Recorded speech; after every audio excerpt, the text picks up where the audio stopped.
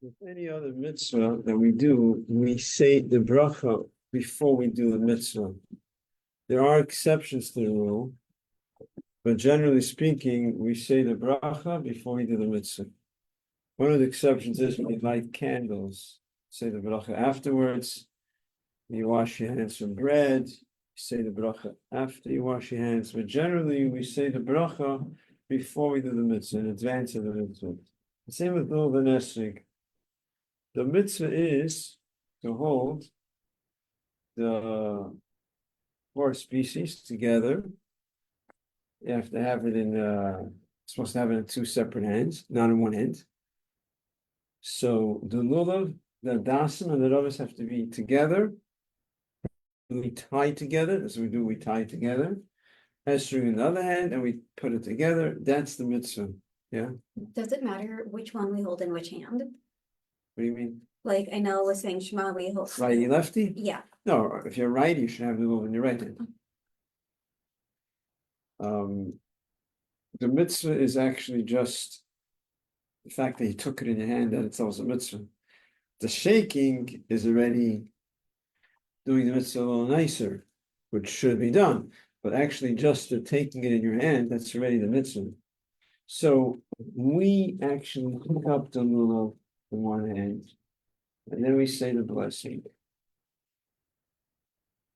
You hold it with the stem opposite you, the spine, or the sheds. The lulav has a spine. Yeah, there's a spine, there's a hard part to it. You know what I'm talking about? Yeah, okay, so that's opposite you. You hold it, you say the bracha, al matil asher kedushanim, and say son al matil asulav, and then you pick up the etrog. Even though the bracha has to be said before the mitzvah, and we're picking it up and then we're saying the bracha, but the mitzvah is to hold both together. So if you don't have both together, you only have this, I didn't do any mitzvah. Someone told us on the sukkahs, bracha, shake it. You do a mitzvah, no, you're not only desik. So you don't do the mitzvah until you have both. So it's still before the mitzvah. So you pick up the lulav, and you say the bracha, until it's the lulav. That's the bracha before we do the mitzvah. We haven't done the mitzvah yet. Then after the bracha, we pick up the etrog, and we put it together, and we shake it. Now, halachically, like we said, even if you don't shake it, if you just take it, say the bracha, you pick it up, that itself, you technically did the mitzvah. Obviously, it says the mitzvah is to shake it. Better way is to shake it in many different directions.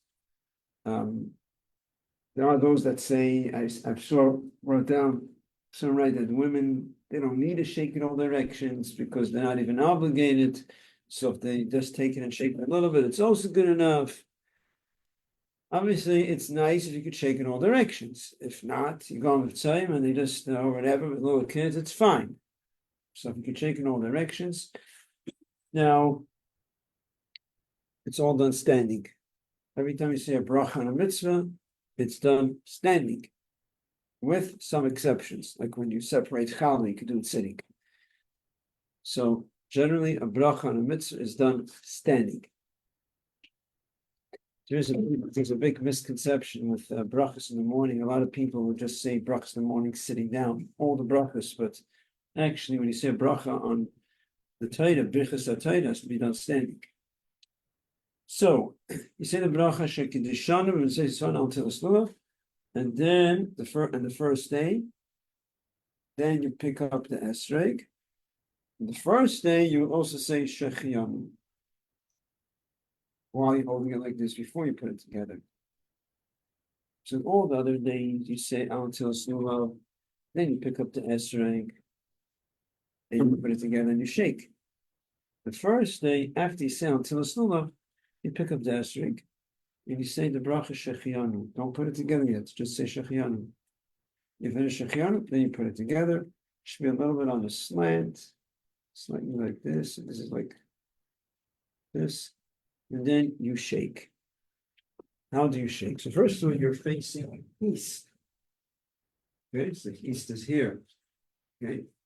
No, I'm facing. Yeah. Let's say this is east, okay? Let's imagine I'm facing east, right? Facing east. Yeah. Basically, like this 3 times. Like this 3 times.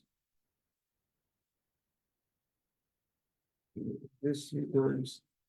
It's one of the customs that in every direction should be little shakes. That's really a better way to do it. A little shake, which means it can be going like this. It sinks in the bag. Do it. If you can do that, that's better. Everyone's aware of it for some reason. But again, you still do the mitzvah if you don't, but it's ordered in the Hagim in every direction. We'll shake. Now, you have 1, 2, 3, you go up, and you always have to check, look at the scarf. Sometimes the sukkahs aren't so tall, and it's very easy to slip the lower right into the scarf, and and you can correct it all. I understand Rabbi just taught you the laws of what makes a little kosher that he taught you already. So we don't have to discuss that. So going hands up, thumbs down. Every time you shake, you go like this. Third time, going back. It's already in the customs of how it's done, more specific than the third time. We'll all do that. We'll put it down. Okay. Preferably it should be done in the sukkah.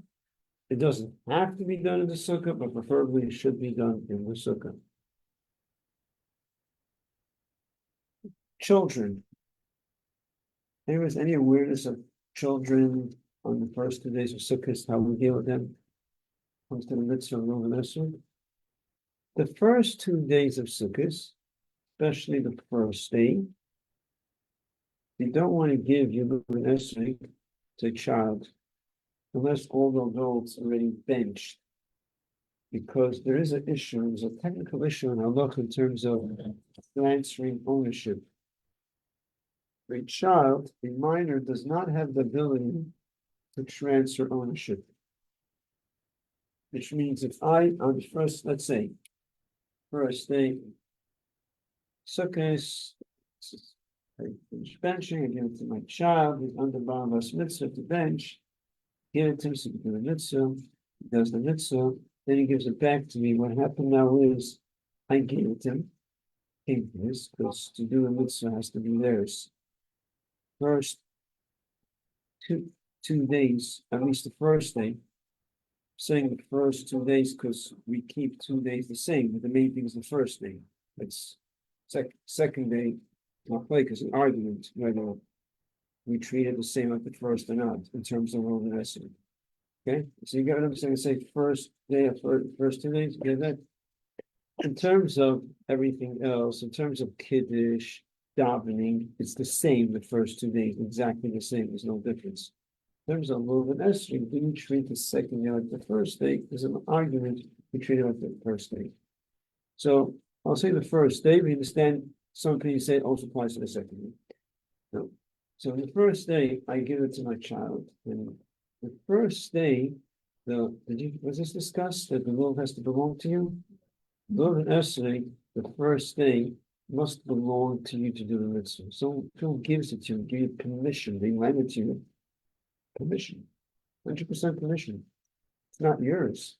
So you cannot actually, you don't fulfill the obligation. It has to be yours.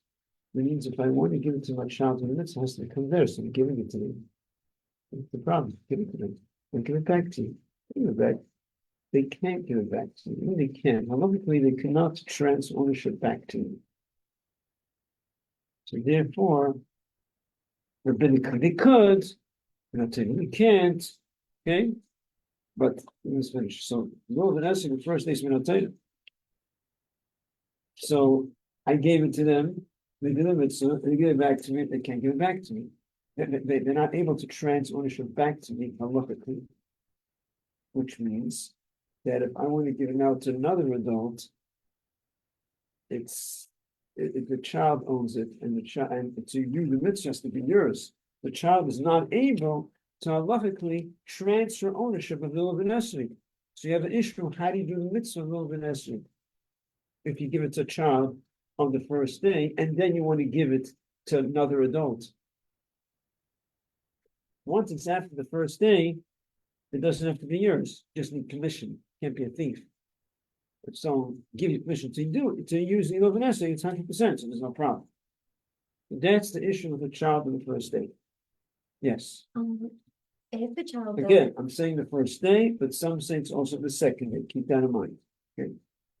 if the child doesn't shake and do the mitzvah, can they bring it to another adult, or do they take ownership? So I don't know if that's what you meant, but there's something I look about that some opinions say what you do is the first day, hold it together with them, so you're not totally giving it to them. Then the issue is, how are they doing the mitzvah? You didn't give it to them. Yeah. Right? It's catch-22. So some say for education, that's good enough. Some say no. You have a bunch of different opinions over here. Yeah. So the ideal situation is that you buy a separate luminescent for children. It doesn't do that for the children. They use it for the first day. They use afterwards also, but they don't use the adults. Because again, even if you're going to give it to the child, after all the adults used it already on the first day, but it's also the second day. So it doesn't solve the problem for the second day. But if there is no other option, when I grew up, it wasn't like now, the love and the snake and abundance. And people live differently these days than times when I grew up. It was like, everything was calculated. Money didn't grow on a tree, doesn't grow on a tree now also, but kids think it grow on a tree, and you have to treat them like it grows on a tree with the money. So it's a different generation now. I don't mean you should, I didn't mean to say you should spoil children. I'm just saying is that, so when I grew up, all the children under Bar Mitzvah, we benched, first all the adults benched, and then my father gave it to the children under Bar Mitzvah on the first day. There was only one more than Esther, that's what it was. So what about the second day? Okay, the second day is more of a stringency. Halachically, the main thing is the first day, but I'm saying these days, Baruch Hashem, we spend on so many other things, so we're able to just have a separate set of Lulav Etrog just for children, or if each one has their own, whatever. But at least if you have one set just for children, then it also solves the issue. Yeah, is this clear? Yeah. I just have two questions. I've seen some people hold the etrog upside down. Is that like? Right, because you're supposed to say the bracha before you do the mitzvah. So if you want it, you take it because you want to do the mitzvah. It's not good. Here's what I want to go to the sukkah. I want to do the mitzvah. So you take it, okay, you're ready to do the mitzvah. You say the bracha before, not after. So you hold it upside down. Just hold it upside down. You haven't done the mitzvah. Like this upside down. It's not particularly. You understand how you went fairly just go through it, right? It's not all certain have a pitting. Some do, some don't. Discuss that. If you grew with a pitting, then the pitting falls off. It's a problem, right? Okay. You hold it upside down, you're not doing the mitzvah. So you have to do the mitzvah. So you can say the bracha and then turn like this. That's not how we do it, but there is a way how it could be done. Could be done that way.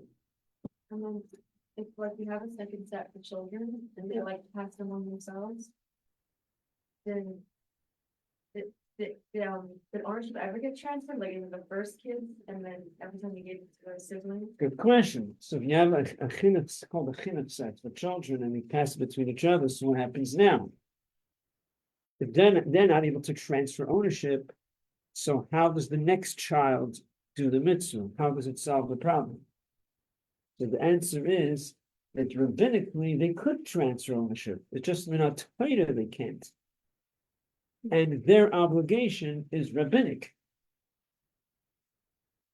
Because the mitzvah of educating you So, or actually to be, no, something more precise about that. No. Being that it's rabbinic, they could transfer. So, there, when their whole issue is, okay, I don't remember exactly how the explanation how it goes. So we're giving it, they own the Luminescent, right? It's theirs. Now, they're not able to transfer, rabbinically they could transfer. So how is it able to transfer rabbinically? Because the whole problem originated, there's one detail that I'm missing, but there's an explanation over there. I have to look it up again. There's missing one piece over there.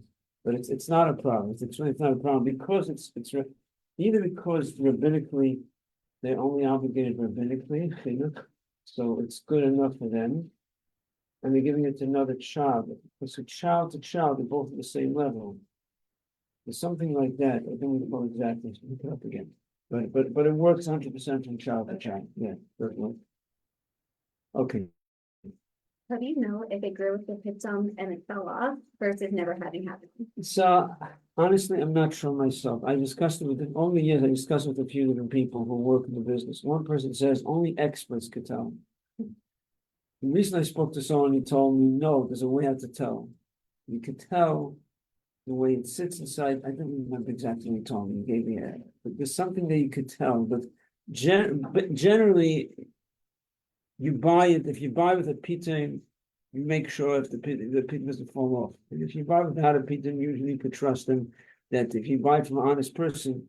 So practically, the way you buy it, that's how it is. You trust them that it came without a pitain. But apparently there is a way, but those in the business know. I don't know exactly how it works.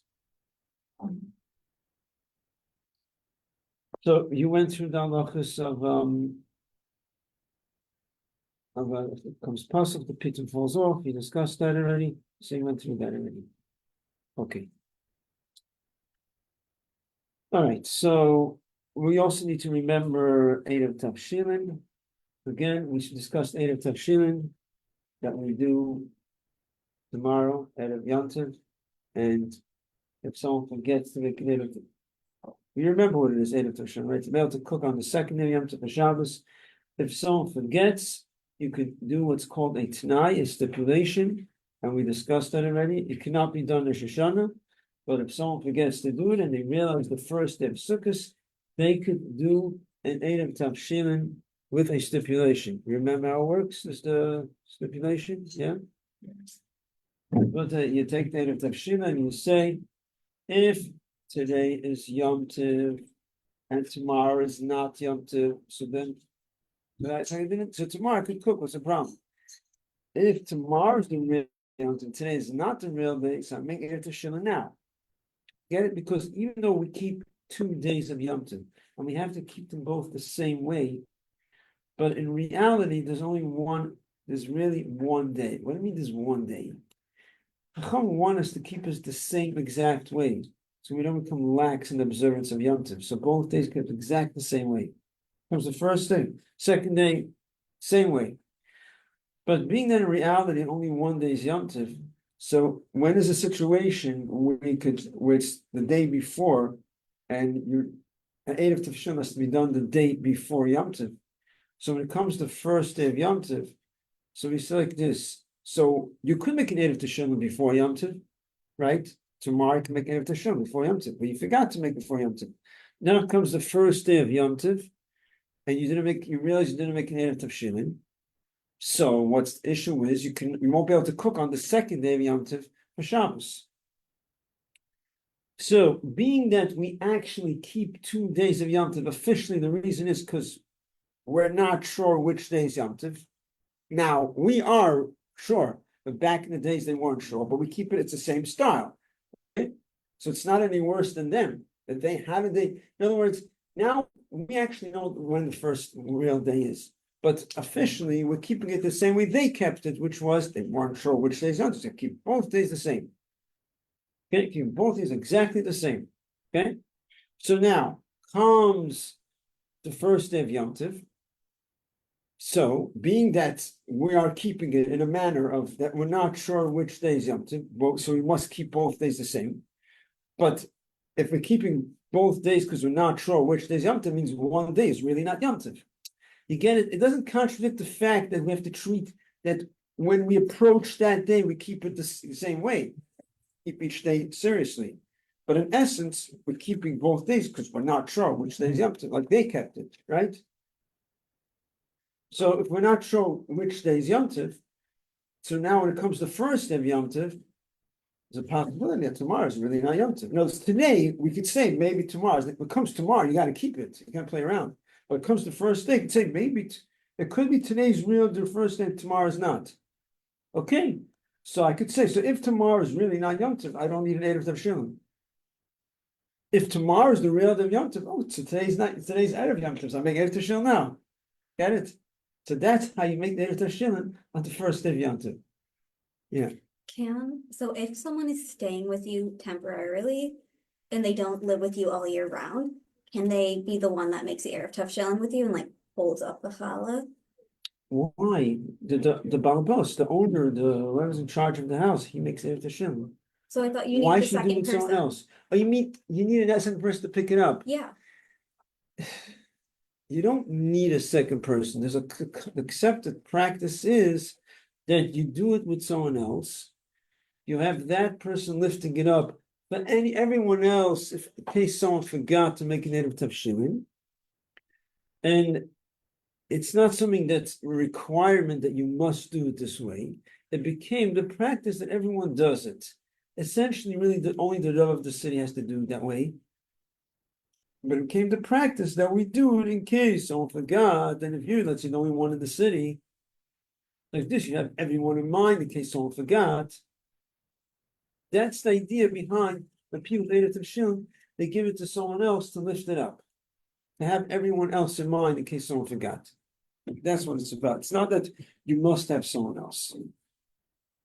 You get it? yeah. Someone called me in a panic to have me come over and help them with their Erev Tavshilin. Right. So, okay. Now, if someone did forget to do Erev Tavshilin, it's not like a green light. It's not like, oh, okay, I had them in mind. You have everyone has other people in mind. If you got no problem, no. Someone forgets, it's not so simple. You have to speak to the Rav, go find the Rav somewhere, and ask him, what do I do? I forgot to make Erev Tavshilin. I think we discussed that, right? And be putting in a situation. If you forgot the first time, if it's the second time in a row, say he chances are he'll tell me he could rely on Erev Tavshilin that the Rav made, but it's not simple. You forgot. It's like if you are negligent, then there's an issue. Got it?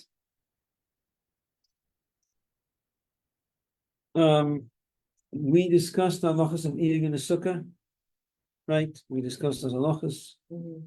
When you're obligated to say Leisha Sukkah, I think we went through that already. Should you light candles in the sukkah? There should be candles lit in the sukkah because that's when you eat. You're supposed to have candles when you eat. So you don't have to light all the candles in the sukkah. I say you only have one candles. I mean, to those who applies to those, someone's lighting many candles, they can light a lot of candles in the house, they can light some candles in the sukkah. A lot of people aren't so careful with this, I don't know why. But you're supposed to have candles in a place where you eat. So the ideal thing is either to light all the candles in the sukkah or to light at least some candles in the sukkah. If you're lighting some candles in the house and then in the sukkah, so you start lighting in the house, then you walk to the sukkah and you light in the sukkah. And then you say the bracha in the sukkah. If it's the second night of Yom Tov, then you have to be more careful because you're walking with fire. And to be extinguished. You're not allowed to, not just because of the practical point, but because halachically, if you're not allowed to walk outside holding fire where a wind can blow it out, because you're not allowed to extinguish fire on Yom Tov. And if you're walking outside and there's a strong wind as you walk outside, you have caused the fire to be extinguished. So it's not just because of practicality. Oh, you don't walk, it's going to be extinguished. It's an issue. Just like Shabbos. You're not allowed to open a window opposite a candle. There's a candle burning it, I can't open a window. There's a concern, as I open the window, the wind might blow out the candle. It means I directly the fire to go out. When it comes to extinguishing, Yom Tov is exactly the same like Shabbos. Actually, not exactly. There are exceptions to the rule, right? We discussed it. There are situations where you could extinguish, you could lower a fire on Yom Tov. We discussed that with the burners. If you have a food is on the fire and the food is burning, fire is too high, and you need a fire, and you cannot make any other fire, let's say there's no other fire, and the food is going to burn. But to take the food off the fire is not going to, you still need the fire too, you want the food to cook. So then you can lower the fire. So there are situations that you could. But we're talking about, other than that, in a situation where you're not allowed, it's the same like Shabbos. So you can't walk outside with a candle because it might get windy and it's going to put out the fire. So you have to walk in a way where you're responsible. You walk and you hold, you hold your hand around it and put it in a glass where the fire is protected. So if you're walking outside Yom Tov, the second night of Yom Tov, when you're lighting candles the second night, or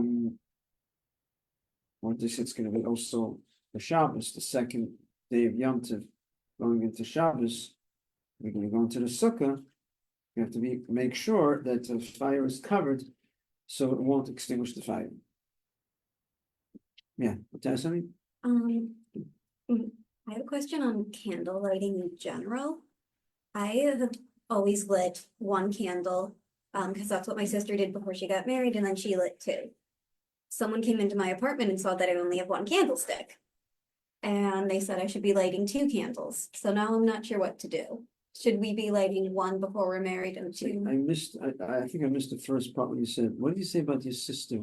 She lit one candle until she got married, and then she lit two when she got married. Right, I got that. And then you? So what does it do with you? So I do the same as her. I light one candle, and Oh, okay. someone came into my apartment and So saw. I did hear. I thought there's something else. So what's the connection? So why should you light two candles? My landlord, he's a rabbi, he came in, saw that I only have one candlestick and said, you should be lighting two. And I got confused. Oh, 1 second. You're the only one lighting there? You have your own apartment? Yes, they live above me, so Oh, you're not with other girls. yeah. You're on your own. Yeah. That's a good point. You should light. Yeah, if you're the only one, you can light. You should light. You're lighting two because there's no one else lighting there. Okay. So you light two candles for Zach and Shem. Yeah, that's Okay. correct. But if I have someone staying with me, she can light one and I can light one. And yeah, I guess there should be two candles lit. Okay, That's the idea. okay. Yeah. Is lighting when you're married for someone's off, or it's for you and your husband? The two candles. Zachar and Shomer. Yeah. Right. It's I guess it's for both. So Zachar and Shomer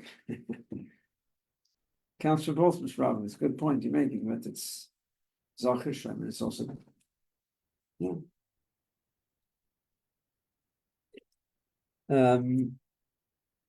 No, another important point. Getting back to Lulav Etrog, but there is so because the first day of Sukkot, it's supposed to be your Lulav Etrog. So even within adults, we said that how do you do the mitzvah? Because someone is giving it to you. Now the question is, no one asked this question. Let's see if anyone understands this. We said with adults, it's not a problem. With minors, it's a problem because you give it to them and they can't give it back to you. With adults, you give it to them and then they can give it back to you. It becomes theirs. They do the mitzvah, they give it back to you, no problem. So everything is clear, everything is good? Okay, who said you're giving it to them? Why would you give you a little to someone else? It's yours. I mean, if I give a little, don't you just lend it to them? You give it to them or you lend it to them? How is that? There's no issue over here? You understand what I'm asking? Yeah. So we're supposed to say like this, you're supposed to say matanas lahachser.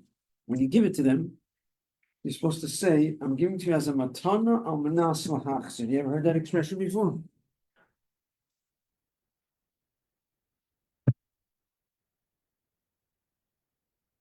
Matana? What does matana mean? Yeah. Matana? Okay. What do these words mean? Manas lahachser. Manas lahachser. Manas means on the condition, lahachser to return it. So when you give them the law of an esrog, it has to be theirs. So technically, you could say, I'm giving it to you, because if they need to do the mitzvah, it has to be theirs. It's yours. Otherwise, they can't do the mitzvah. Okay. Very nice. Give it to them, do the mitzvah. When they're done, they can take it. Because you gave it to them, right? I mean, they're nice, they're going to give back to you, but they're not nice. And if they want to play a game with you, I mean, it's not really an ideal situation. Just, I'm giving to you, so it's yours. And it doesn't work well across the board. So the best thing is what you do is you say, and also it's not reality. You don't really want to give them as a gift. That's actually the bigger issue. I'm giving to you as a gift, it's yours. You really want to give away the Elvanesik? Well, not really, but I hope they'll get. I think they're nice and give it back to me. But you don't really want to give it to them, right? So here's what you do. You say, Matana al manas lahachser. It's a gift on the condition that they should return it to you. Don't tell me you never did that before. You give gifts to people. You never got a gift, they told you, here's a gift on the condition that you should return it to me. Right? It sounds strange, right? A gift and the condition to return it. You can get a gift, but it's yours, it's a gift on the condition that you're going to give it back to me. It doesn't make any sense, right? It doesn't make sense in our circles and the way we give gifts to each other, right? But halachically, it does make sense. Legally, it makes sense. It doesn't make sense when you're giving your child, when you're giving your parent, when you're giving your spouse a gift. It doesn't make any sense, right? But in halacha, it works, which means you say, I'm giving to you as a gift. This lulav etrog is a gift to you on the condition that you give it back to me. Yeah. Right now, it becomes yours, but there's a condition. I'm only giving you a gift if you fulfill the condition. I can make any condition I want. If I want to give you something as a gift, this is mine. I want to give you a gift. Here's a gift, it's a condition. You have to go to the store and buy me a soda. That's a condition. If you don't do the condition, it's not yours. So I'm giving it to you as a gift, but I have a condition. What is that condition? You're going to give it back to me. So if you don't give it back to me, then it's not yours. So now you must give it back to me. And now, when I give it to you as a gift, I'm giving it to you wholeheartedly. It's not a joke. Otherwise, it's a joke. Give me as a gift. I don't really want to give it. I want it back.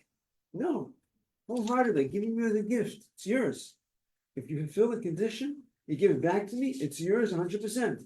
Now it becomes yours. So that's what people say on the first day / first 2 days, right? Matana al manas lahachser. The Rebbe always used to say it. To give it to Rabbi Harlech. I believe that's what he told him. Matana manas lahachser.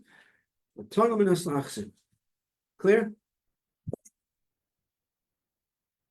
Whenever you give it back, I believe it's whenever you give it back to the person, like if someone gave it to you and said that give it to you condition that you return it, when you give it back, just give it back. you don't like is it hand Right. directly, you can put it on the table, like after that, is it Eh. straight or? You never put into that. Probably if you put it onto their table, to their place, because you're something called chotzer kaina. Your chotzer literally means a courtyard. Okay, one of the ways how you acquire things is your chutzner, your property. If someone puts something in your property for you, your property acquires it. So if he puts it in your property, that should also be good. So, family. Huh? For example, family with father and five sons after bar mitzvah age. You can have one set of love, right? With 5 boys after mitzvah age, you say? After the bar mitzvah age. Yeah, I mean, one way. One set is good enough, sure. Yeah. I believe it's brought down that our custom is that even the other days you should also say matana. That's I remember. They should also say matana minas lahachse. In other words, it's better that the other days should also be matana minas lahachse because you can only gain out of it that if it's actually yours, as opposed to being just that you borrowed it, but it's actually yours. Even though the other days it doesn't have to be, but I'm actually not sure about it as I'm saying it, but I think there's something there. Or maybe it could be what it is. Could be it's just that you should actually verbalize it. In other words, even though that we let's say a person does not say right?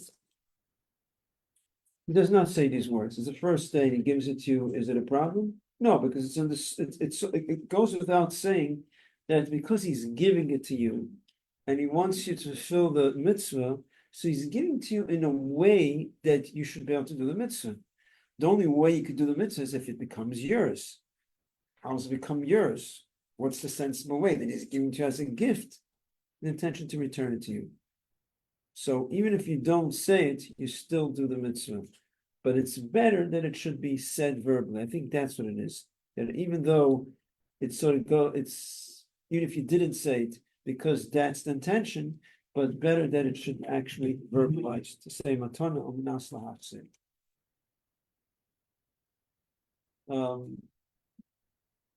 The last 2 days, Shmini Atzeres and Pastora. A very important thing to mention is that it's a very common thing. Not common thing to everyone, but it's common that it happens.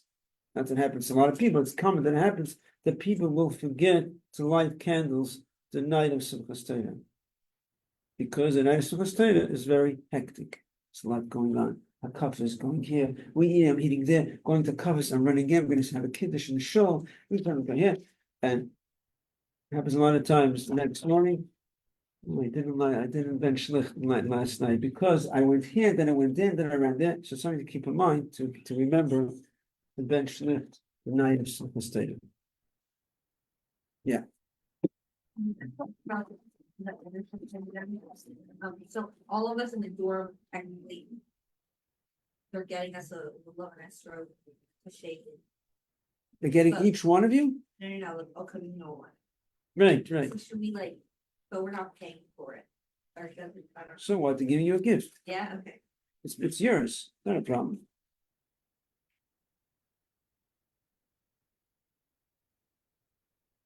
Okay. Any other questions?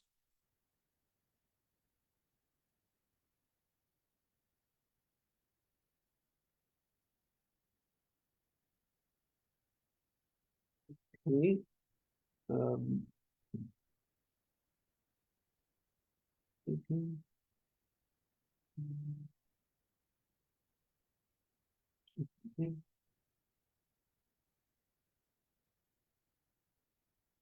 Now, if let's say the someone's benching over nesting for the first time on Sukkot, let's say if you're going to be benching with someone, let's say it's women, let's say if you go places, I don't know if that's what you do. But I mean, if it's the first time they're benching over nesting, you'll say with them also the second bracha, which is Shechianu. Shechianu, so the first time we do the mitzvah of Lulav Etrog. Oh, okay. So let me just go back to what I said before. What I just realized is correct. What I said that is better about matana minas lahachse. Yeah, that is correct. I just found it in. It is correct that it's better to say matana minas lahachse also in the other days of Sukkot, even though it's not required because it could be a bar of Lulav Etrog. But to beautify the mitzvah. It's a little nicer, a little better. I think pretty much, if there's any questions, otherwise we will stop here. Okay, oh, it's important, wow. Mashi Menucha Mered HaGeshem. On Shmini Atzeres, by Musaf, we switch from Mered Atol to Mashi Veruach Umered HaGeshem. We start mentioning rain. Mashi Veruach Umered HaGeshem starting Musaf. If one did not say Mashi Veruach Umered HaGeshem, but you did say Mered Atol, you don't have to repeat Amidah. There are some people that don't say Mered Atol during summertime. So saying if you did say, we do say Mered Atol. So because we do say Mered Atol, so even if you forgot to say Mashra Mered HaGeshem, but because you said Mered Atol, you don't have to repeat. I mean, if you're still in the bracha, you could go back. You didn't say, you didn't conclude Baruch Atah Hashem. But if you're already past Baruch Atah Hashem, you don't have to go back. Okay? And then it starts from Musaf, or even if you come late to Shul, and the minyan is already up to Musaf, but you're up to Shachris because you're in the Shul, and they're already up to Musaf.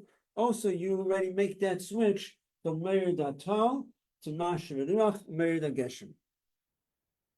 Okay? Okay, we will stop here. Wish you all very good Yom Tov. Very joyous Yom Tov, joyous year.